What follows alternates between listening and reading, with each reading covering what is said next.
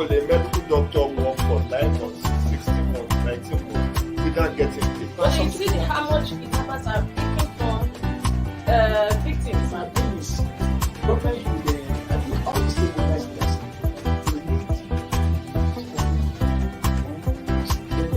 get that, and I think we get that.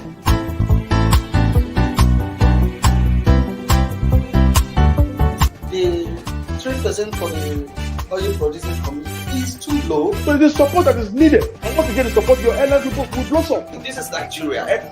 You need to give people sense of belonging.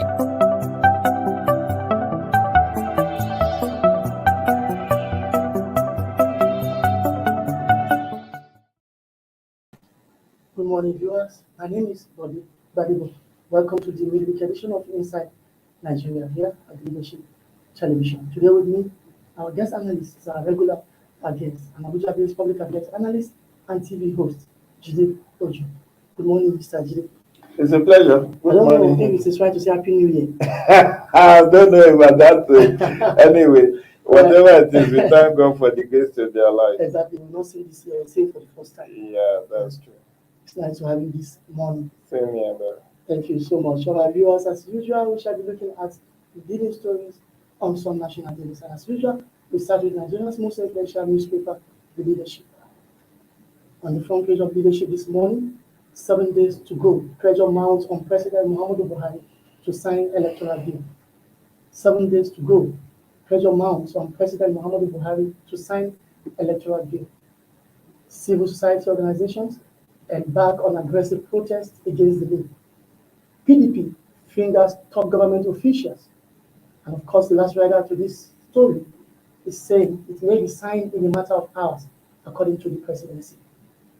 Jide, what do you make of this? In fact, there are feelers that the president might sign the electoral bill into law today, Wednesday. But then the question is, why let me use this word, shakara. Why the shakara? Because it wasn't Shakara. Don't think it was Shakara. Okay. The political class actually self-centered. Okay. They seek after their own personal aggrandizement. Okay. And whatever will make the status quo to remain is what they want to pursue. Exactly. So you can't say a man is making Shakara. He denied signing first, second, third, fourth, fifth time. And you say he's doing Shakara. So he's doing due diligence. Well, I don't know about due diligence. But really, it's heartwarming to hear that there are hints or clues to the fact that he may sign later today, maybe after the Federal Executive Council. What we learned, the lively, is that he wants to do a 2-in-1 event. Okay. He wants to inaugurate the newly screened INEC national commissioners, as well as sign the electoral amendment bill. But there is a ripple effect, because that will now necessitate the shift, most likely the shift in the date for 2023 elections, because there is a provision in the bill. We talked about INEC releasing notice of poll 1 year ahead. Today is 23rd. So even if he signs today, that means February 18, 2023 is not sacrosanct. But we can live with that. After all, as far as I'm concerned, almost all the previous general elections have been postponed or shifted by a week or two. So it won't be out of place if officially we now have to get a new date for, because one thing is, even for him to sign today, if he signs today, INEC cannot start taking decisions on that today, because there is a process. After he signs, it has to be gazetted before it becomes a public document.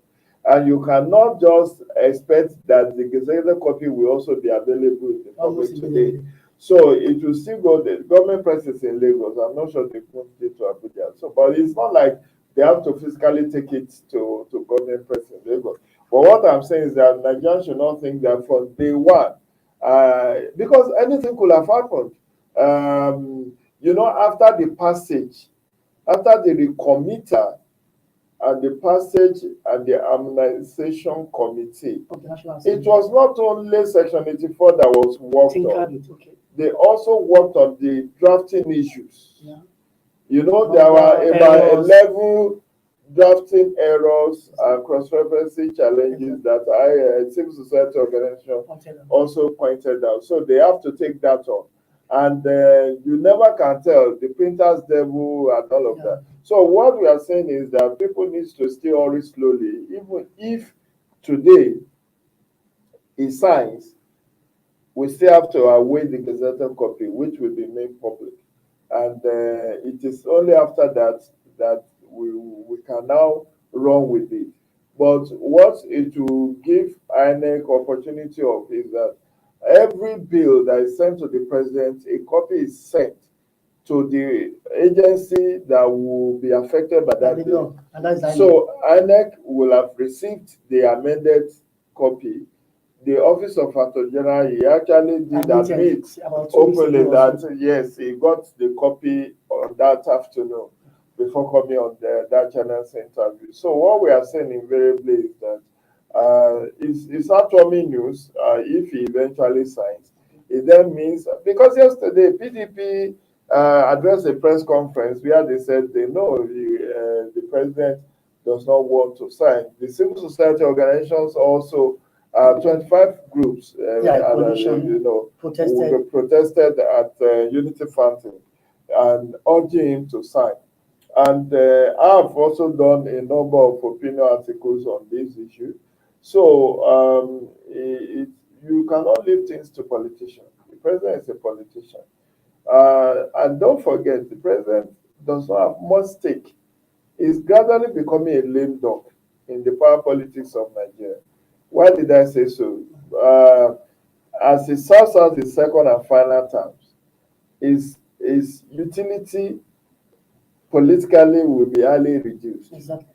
In fact, from the day the presidential candidate emerges, there will be less beholden to the president and more towards whoever is coming in to take over.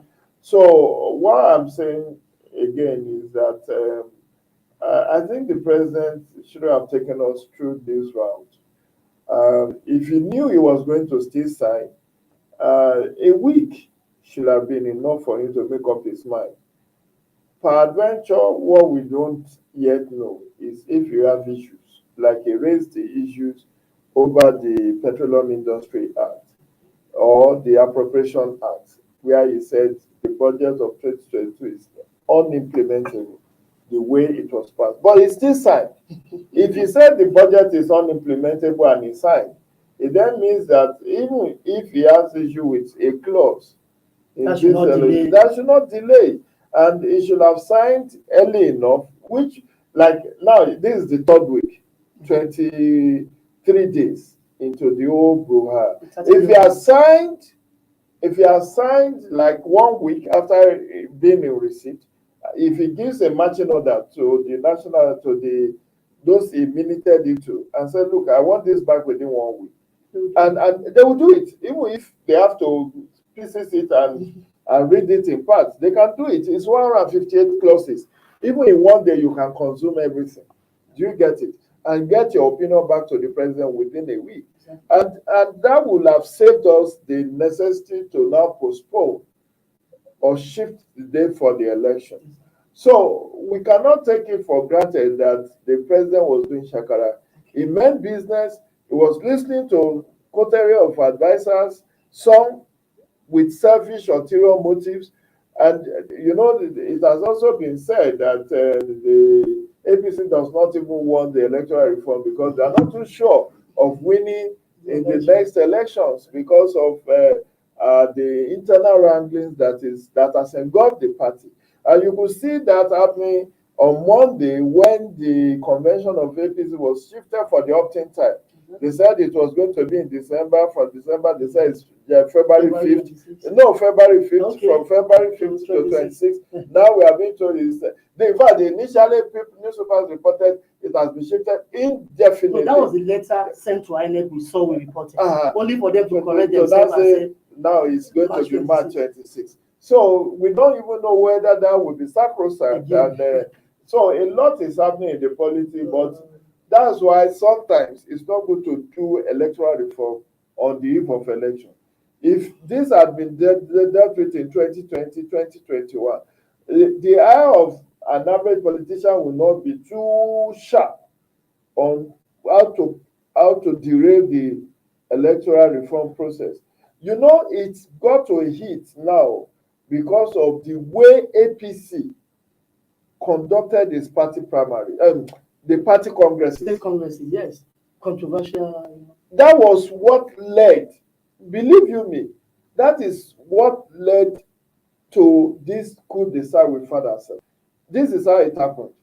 When APC had its world local government and state congresses last year, the issue was that most of the states, if not all, adopted consensus option.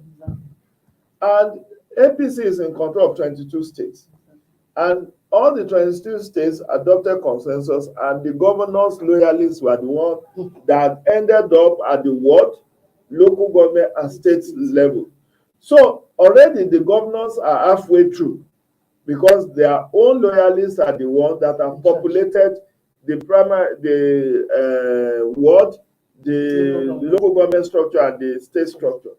Now, that was, if you listen to altercation between former governor of Kebbi State, now a senator, Adamu Alero, and then the governor's forum, he said, look, they have to give only direct primary option, because if they go indirect, the governors are already hijacked the entire party structure at the ward, at the local government, at the state. So for that singular reason, they now felt that if they limit the mode of primary to only direct, that will force the governors to have all the party members being involved in the party primaries. However, I faulted that logic because my own research shows that it is not only the mode of primary that is contentious in the nomination process. Exactly. It starts with nomination fees. When you are putting high nomination fees, it's for the money back. It's for the money backs. That's one. So the APC primary aspirants all have to pay 22.5 million in Osun and in Ekiti recently. Two, the biggest challenge is the screening. Who will do the screening? The committee set up by the party leadership, which most likely the loyalists of the governors, yes, and they will screen you out if they don't want you. No, it might look at how they dealt with Obaseki of Edo when Oshomole didn't want him to the succeed. same certificate that he used in 2016. They now said it has leg. So they will screen. That's another pressure point. 3 is even the mode of primary. So it's number 3 on the rank. Then the 4th one, which many people are not advancing their minds to, is that you may not even participate in the primary and yet be the candidate of the party. Eventually. Because I've seen in 2 different states and scenarios, Agbola Ajayi, Esquire, the former deputy governor of Ondo State, defected from APC to PDP, contested with Eyita Jegede SAN, lost to him, and the next thing, he jumped to another party, to Zeni Labour Party after the primaries, and he still became the party nominee, the flag bearer in that election. What happened to members for donkey years? Those who paid the millions to contest the primaries. That's one. 2, in Anambra, a gentleman called Obiora Okonkwo, who owns United Airlines, also was in PDP, contested the party primary, lost to Valentine Ozigbo, and defected. And Zani Labour Party also made its platform available, pressuring whoever has initially emerged as a candidate of the party to resign or to withdraw from the race. And they put on the Obiora Okonkwo's name, and he contested the November 16, 2021 election. Why was that so? Because there is a provision in the Act that says that you can withdraw from the race, or in the event of death, a new nominee will come. So that window of you can formally withdraw from the race is what they are exploring. So they will go look for the party leadership, perhaps the chairman will forward somebody, maybe his PA's name, temporarily as, and that's what happened in Kaduna, Sokoto State. Recall that Tambuwa did not participate in the primary, and when he lost the party ticket to Atiku, the presidential primary, he went back and they just got whoever was temporarily put there. His deputy or something. And then the man said, as a stopgap, and the man withdrew from the race, and Tambuwa's name was forwarded. And allowed so what I'm saying is that it was futile to restrict mode of primary, because even with direct and indirect primary, all these shenanigans were still going on, and which will continue to go on because the law did not envisage an abuse which it has come to. And so what we are saying is that, in fact, what I learned, Ashwaju, is that the concerns in presidential in the presidency is about Section 84 of this bill, which said that if you are going to adopt a consensus option, all the aspirants must in writing withdraw from the race. That's one. Two, that if you are a political appointee, you also have to resign your position ahead of the primaries to contest, which is not constitutional, because the constitution says you only resign if you are a political appointee. You resign 30 days to the election. I recall that Dr. John Kayode Fayemi, was still Minister of Solid Mineral until after he emerged as the candidate of APC in 2018, before he now came to resign. And the constitution was very clear on it that you can only resign 30 days to the election. But in this case, where you are now asking people to resign ahead of primaries, and if from what feelers I got, that primaries will now be 6 months ahead of election, that means that if you are going to run as a political appointee, you will resign almost 7 months ahead.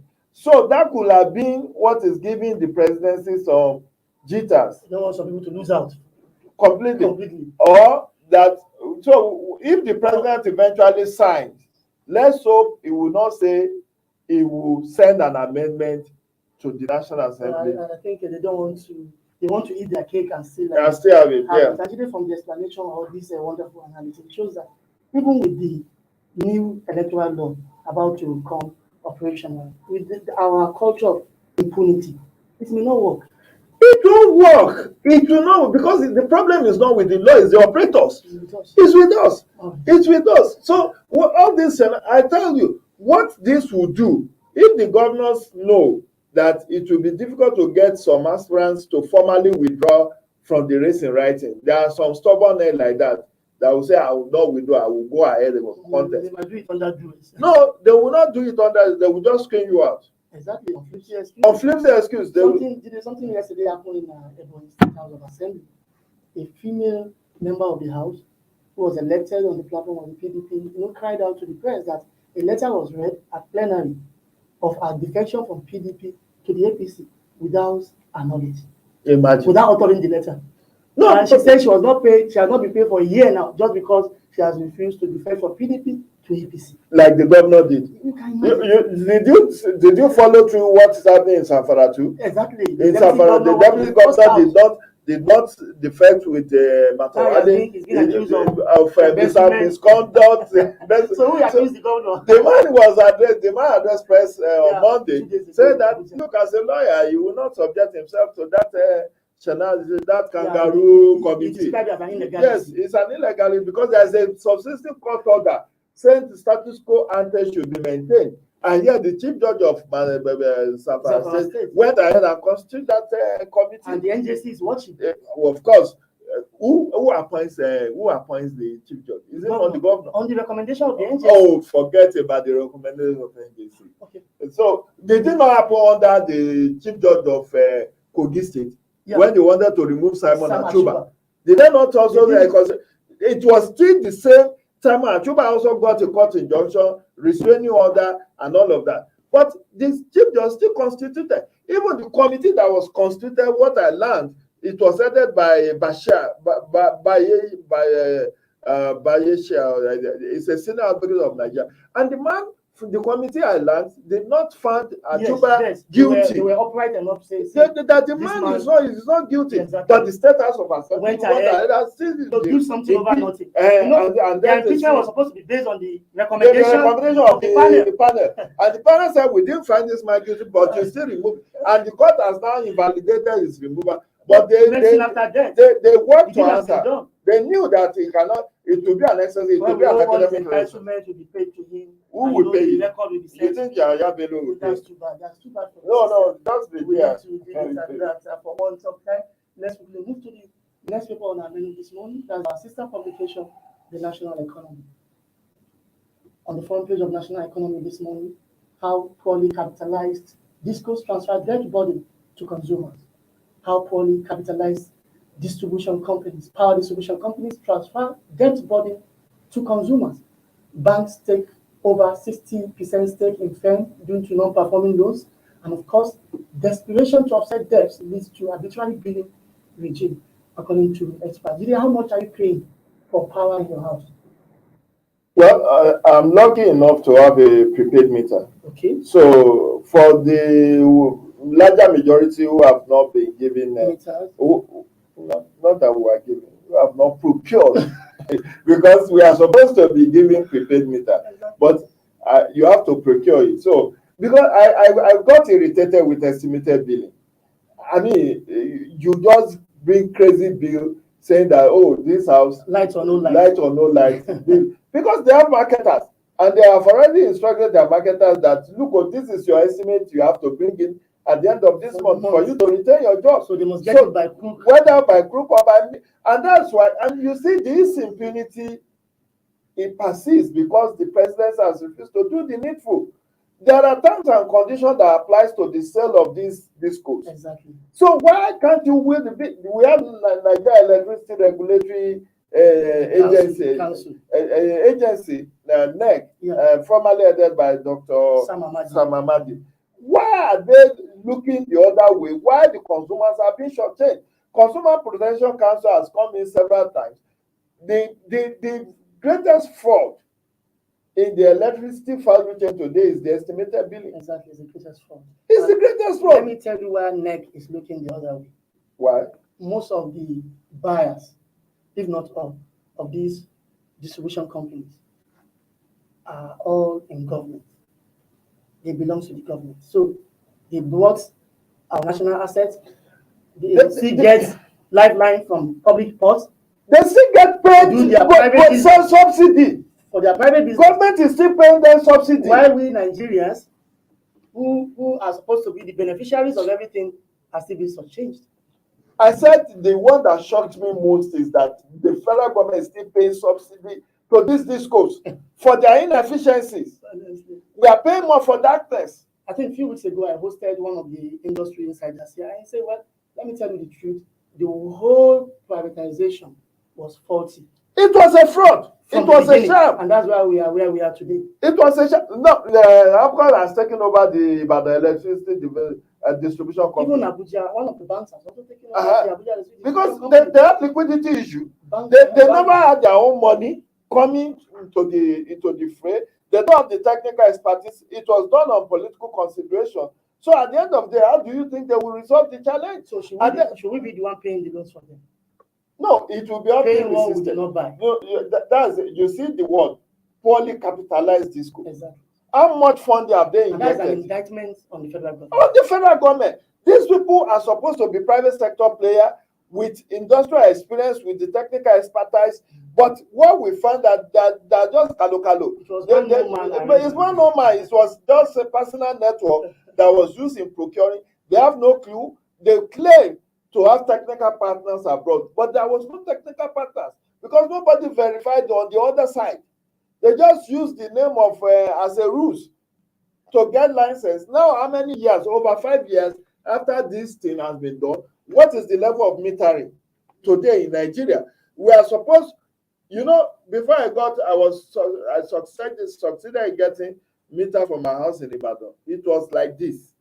For many years, in fact, for a whole year in my neck of wood, there will be no light. Yet they will keep bringing light. Then at some point, they said we should negotiate. This is your bill. But if you can pay a certain percentage for what you didn't use, it's a fraud. It's a fraud. For want of that, we need to quickly go on a short break. Viewers, when we come back, we will continue this interesting discussion. Don't go away.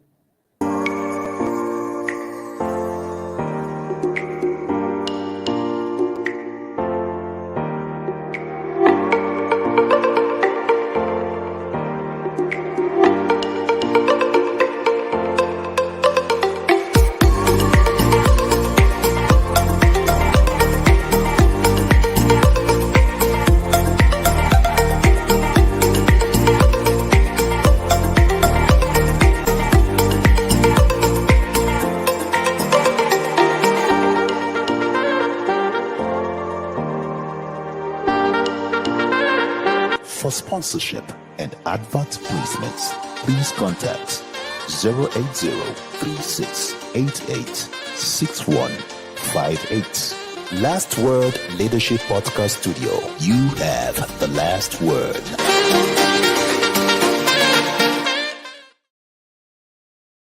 Inside Nigeria, keeping you informed on what matters.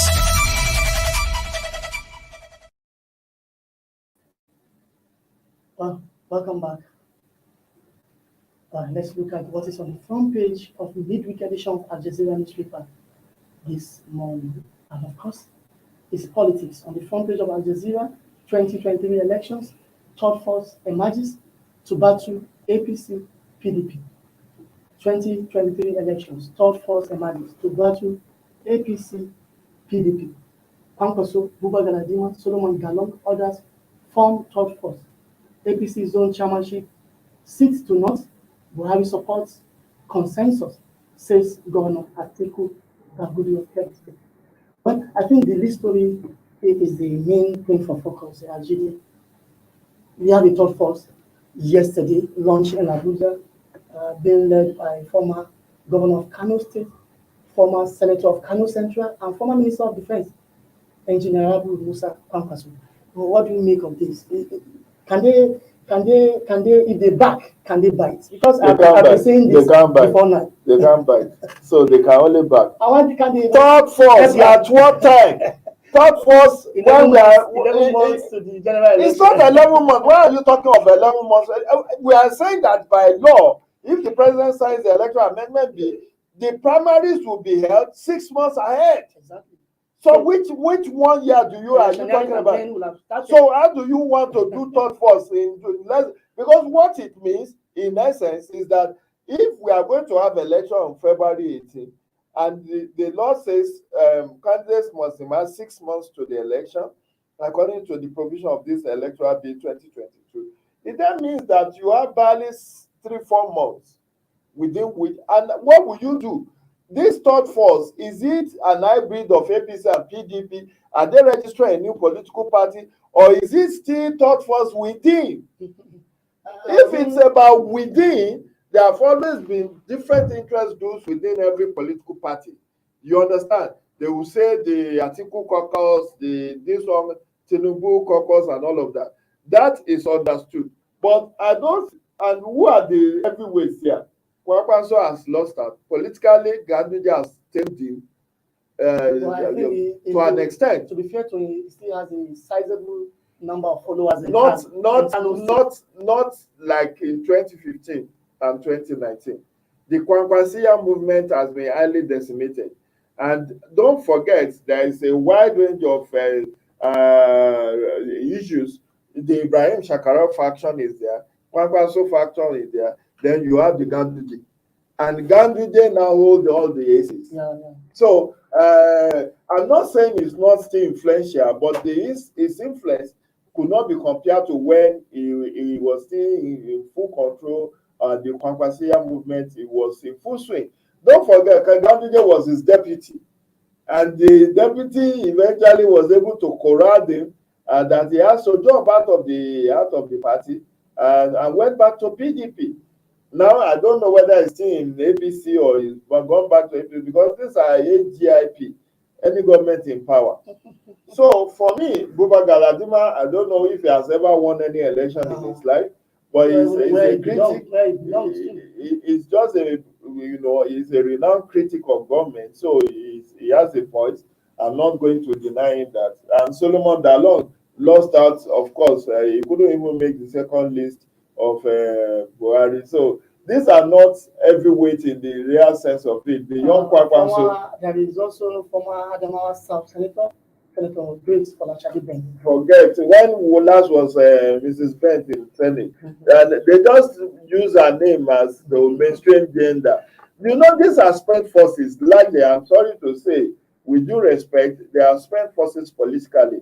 They are not people that you feel that will hold sway in the contemporary politics, because you see 24 hours in politics is a long time. Sure. Let alone if you have been out of power for like 8 years, 10 years, 12 years. The last time Senator Folashade Bent, she was a one-time senator from Adamawa. So it was just maybe 2011 to 2015 or either 2007 to 2011. I don't know which of them she served. So she was like a one-time senator. But what I'm saying invariably is that this third force, there was also the one third force that they parade the likes of Atairu Jega, former NX chairman, Otomi, then the former governor of Kwara, What has happened? This was even like middle of last year that they started parading themselves as the third force. So this is just a media hype that they are going to be a third force. I think you are either an APC or PDP. If you have political ambition, go and work hard at it. But to think that they will not form a group that will say of course, I don't know if I would not be in a position to say that they were part of the rot we have found ourselves today. Kwakwanso was former governor, former minister, former senator. So if we are saying that Nigeria has challenges, he's part of the challenge. So he cannot, and he's the only one that has won election out of the three names they are parading there. Buba Galadima, we know he was just like an advisor to the President Buhari before they fell apart. They were just political allies under ANPP and CPC. He was the former managing director of the old Nigerian Port Authority. So Solomon Dalong, the comrade himself, I don't know, he has not won any election. A lawyer by training. But he's more of a comrade lawyer. But bottom line is that I'm not impressed with the. Yes, they have a very well attended event yesterday. But you know how when the events are crowded and well attended, you don't know what the motivation is. And I'm saying that if they were to make an appreciable impact, they should have thought about this maybe in 2020 or early 2021. So that in the event that they are choked out or screened out of APC, they can become an entity of their own, platform to launch an attack. The force with which APC came in 2013, they were forced to reckon with. Exactly. You get what I'm saying? And they pursue it 2015. As at the time APC was registered in July 31st, 2013, they already have former governors, about 5 of them in their fold. They had even serving members of the National Assembly defecting to them. And by the time, I think it was shortly after they registered in July, that in August, at the convention of PDP here at Igbo Square, 5 governors under new PDP, by Kawu Baraje then, headed by Kawu Baraje, decided to live with Atiku. 5 of them are joining forces with APC. So you know that is a serious one. And look at it. That was in 2013. I don't know if you get my drift.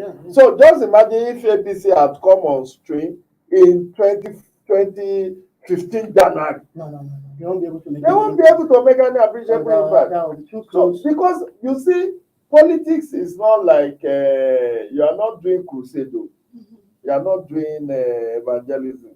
Politics is a serious business, and you must have a very reliable structure. That's why some people who are very well resourced, they have the money. You see them as presidential candidates, but they won't have the votes because they don't have the structure to back them up. People will be asking, this person is This person is a very good material, but if you go join the featherweight camp, you will not have the resource, because there are places, even some political parties whose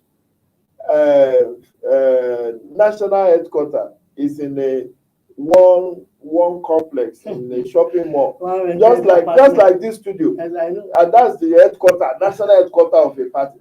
Just tell me what the state secretariat of the party will look like. The promoters just want to be taking. They just want to be exactly. But no, they lost that one out since 2010. They lost out on public grants since 2010. So the point is, it's coming late in the day, and they need to match forces with that of the Fatah Ahmed Utomi, so that they can, because if you don't form critical mass, all these people are northerners. We are the southerners and all of this. We are talking of the long So it's not broad-based. It's not broad-based as far as that's another minus. All right. Well, let's see what's on the last paper on our menu this morning, The Nation newspaper. And of course, on the front page of The Nation is another political story. 2023 President, APC zoning tilt ticket in South favor.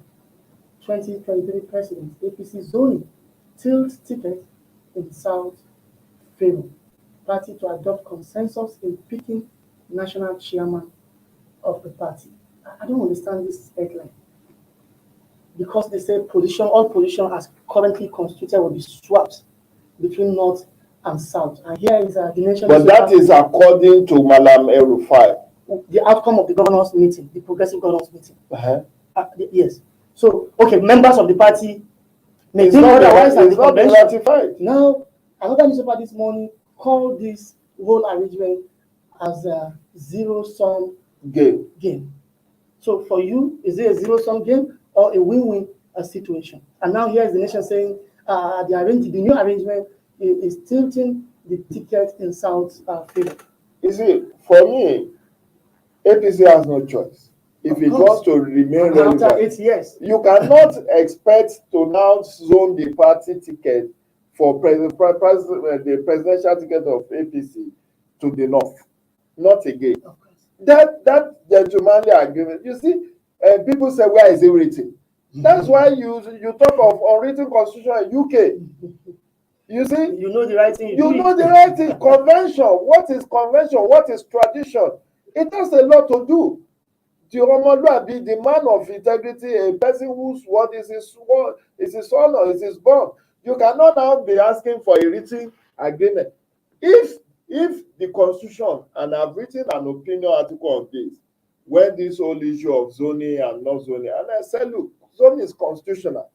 To the extent that you talk about federal character principle, non-domination, inclusive governance and politics, you cannot expect the North, having been there in the last 8 years, to still remain there in 2023. Because if you do so, you are sacrificing national cohesion and national loyalty. And it offends the principle of natural justice. It's in the Constitution, Section 4 of the Constitution of the Section 4 of the 1999 Constitution of the Federal Republic of Nigeria. It said this federal character principle is based on the principle of national cohesion and national loyalty.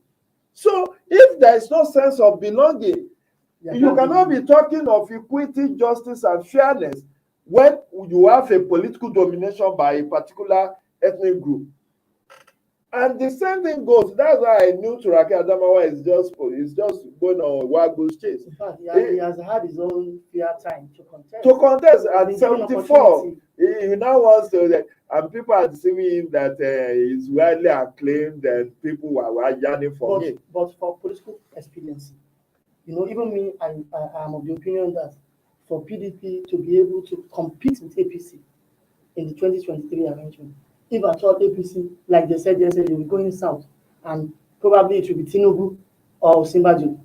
Now, for PDP to be able to compete favorably with the APC, for me, I also believe it has to come back to the north and shop for somebody like Atiku with the political without the financial war chairs. That's my own thinking too. If PDP zones his ticket to northeast or to north or throws it open, and Atiku imagines the presidential candidate, it will also be dead on arrival. I can bet you on that. The issue is that it's not like I have anything personal against Turaki Adamawa or that he's not a good politician or he has any. But the issue is about inclusivity, inclusive governance. You cannot. You see, his best chance was in 2019. He knows that himself. Turaki knows that his best chance was, and that was why APC left nothing to chance. They went for the broke to make sure that because they knew his capability. Yes. So because it was not versus not. So if you want to test your dexterity, that was the time to do it. But if you think north versus south, for me, PDP is a house that is still hemorrhaging. PDP has lost 3 governors in the last. Has lost 3 of his governors: David Umahi, Professor Ben Ayade, and Matawali. He has lost. While he's gained one, which is Obaseki. So, and then when you look at the number of national assemblies that it has lost to APC, you know that if they are not very careful, the only way is to zone. In fact, if PDP wants to be competitive in 2023, is to zone the ticket not only to the south but to the Igbo. That's when it will have a very fair, because like I said, for political expediency again, I'm against that because I know they don't. They have this. The Igbos, you mean? The apathy, maybe because they have been excluded, they feel. The Igbos do not have the apathy. It's a look at the figures in the last election in Anambra. It doesn't matter. The Igbos, look, you are saying that. And democracy is about number. I agree with you, Ashwadi. The bottom line is, let's go back to 1998, when the political elite, in trying to compensate for the death of Fabiola, decided to zone the ticket to the Yorubas, not even to the south. In the spirit of reconciliation, equity, justice, and fairness. I think that's correct. And the Yorubas voted massively for Olufalaye as against Olu Obasanjo, who was seen as the candidate of the North. So for me, it is that equity, justice, and fairness. What happened in Anambra wasn't a yardstick. Anambra elections have always been recording apathetic voters. It has all. In fact, in my opinion article, which I did after that election, I went like 3-4 elections in Anambra before then. The number wasn't inspiring. There has never been any time that voter turnout in Anambra election has been up to 20%. It's like 17, the highest, then the last one being 10.24%. So even at the best of time, they never had up to, because they are predominantly, traders, they feel commerce, they have less interest in governance because they are government on their own. But mark you, if the ticket is zoned to the southeast, you see a different scenario. And I've talked about the issue of voter turnout. You need to put it in context. In my article last week in The Punch, where I reviewed the February 12th area council election, I gave about 8 reasons why there is no voter turnout. About 8. And unless you look into those 8 issues, the trend will continue. Amongst them, there are those orchestrated by INEC. INEC said only about 549 polling units have 1,000 and above out of 2,200 plus polling units. there are about 500 plus polling units with 0 voter. I went to a particular place with one Then, voter. then there are also 1,000 naira and something, or 1,000 plus polling units that has between 0 and 50 voters. So there is a polling unit, no voter there. That will create challenge, because the whole essence of doing this creation of polling unit is to improve voter access. So if there is a polling unit close to my residence, and INEC said, because there is no voter there, I now have to go to another community that's far from me to vote, I will be disenchanted. 2, what has been the performance of elected public officials who we have voted for a previous election? 3, in other climes, elections hold for more longer time than that of INEC. INEC is doing 6 hours. So it's true. Do you know that today, election in Enugu State that is taking place this day, local government election in Enugu State that is taking place today, the election will hold for 7 hours. It's from 8 a.m. to 3 p.m. Do the math. 8 a.m. to 3 p.m. INEC will say 8:30 to 2:30 or 8 to 2. Meanwhile, in Egypt, where I've been privileged to observe election, in US, where I've been privileged to observe election, elections hold for 12 hours. Half of the whole day.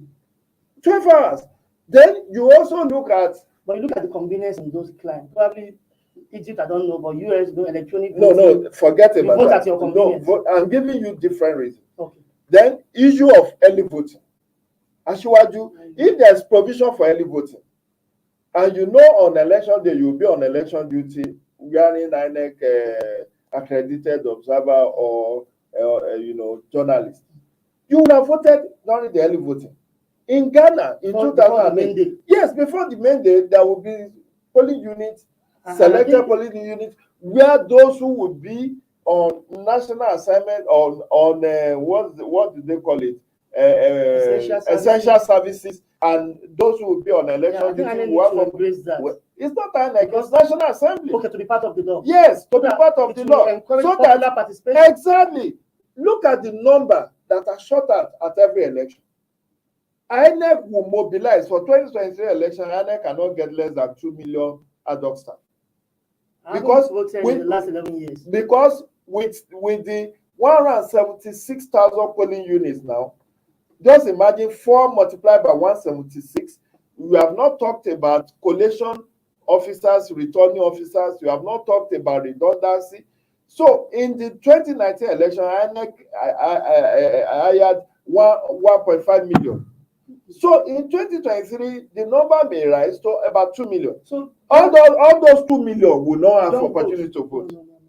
The accredited observers will not have opportunity to vote. And that's for INEC. What about we on essential services? No, wait, I'm counting. I'm still counting. Okay. On the part of INEC. Then on the part of journalists covering election. Another 1 million probably. Another. Then voters, accredited observers. Then election security officials. Yeah. That are so we're talking about 5 million. 5 million. Disenfranchised Nigerians. Exactly. And that's humongous. Meanwhile, if you say in Abuja, in INEC local government offices, from 8 a.m. to 2 p.m. on a particular day, if you know you are going to be on election duty or your essential services, come and vote. I will vote. Because I know on the day of election, I will either be in one studio or the other, or I will be on the field observing the election. I think we're not. So we are not taking people. Exactly. Look at even the electronic voting, the buhaha about it, let alone the early voting. And I'm telling you, did you know that the prisoners also have a right to vote? They are Nigerians. They are Nigerians. The only one that the law in other crimes exclude is condemned criminals. If you are on death row, you are not even awaiting trial. If you are on death row, ecosystem. So these are what we need to fix. Once you do that, look at US. There's what is called mail-in ballot. You request by email that your ballot paper should be sent to you, or by surface mail. You do your cast and then you send it, and they have a way of authenticating it. That's the Senate line. So when they cry of low voter turnout, unless they look into this whole ecosystem and what are best practice or good practices in other clients I think that and adapt it. I need to re-escalate it. Honestly, It's there. and I need to also look into those. I shared it as much as I could. Many thanks to Jide for joining us this morning and for his incredible insight on some of the issues on the front pages of national dailies. Many thanks to you. And next Wednesday, Always a we pleasure. hope to see you. For our viewers, thank you for being with us from the hour of 10 to this moment. My name is Body Valuable. Winifred Obebo returns tomorrow. Bye for now. Thank you for watching. For sponsorship and advert placements, please contact 080-3688-6158. Last Word Leadership Podcast Studio. You have the last word.